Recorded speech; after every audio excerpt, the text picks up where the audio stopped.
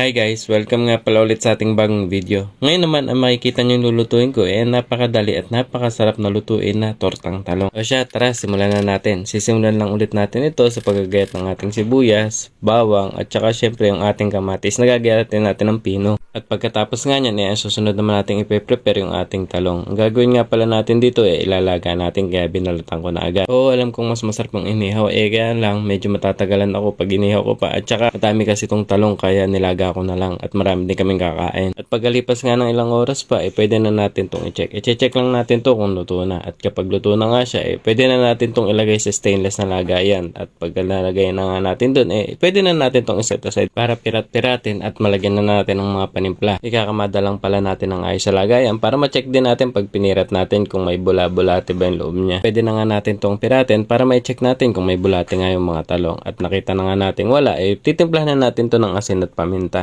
At pagkatapos nga nyan, pwede na tayong maghanda sa pagsasangkutya at habang pinapainit ko ngayong kawali, magbabasag na muna ako ng itlog. 6 nga palang itlog ang nagamit ko dito, natitimplahan din natin ng asin at paminta.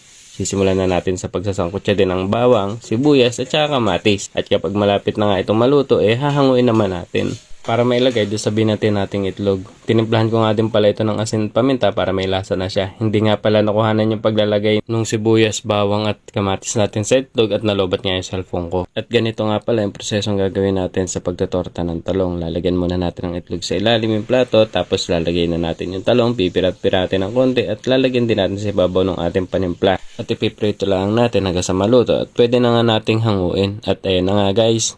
Tapos na yung ating tortang talong. Pwede na nating lagyan ng sausawan ng ketchup at saka toyo kalamansi. At alam nyo na susunod na natin gagawin. Pwede na natin itong tikman guys. Tara, tikman na natin.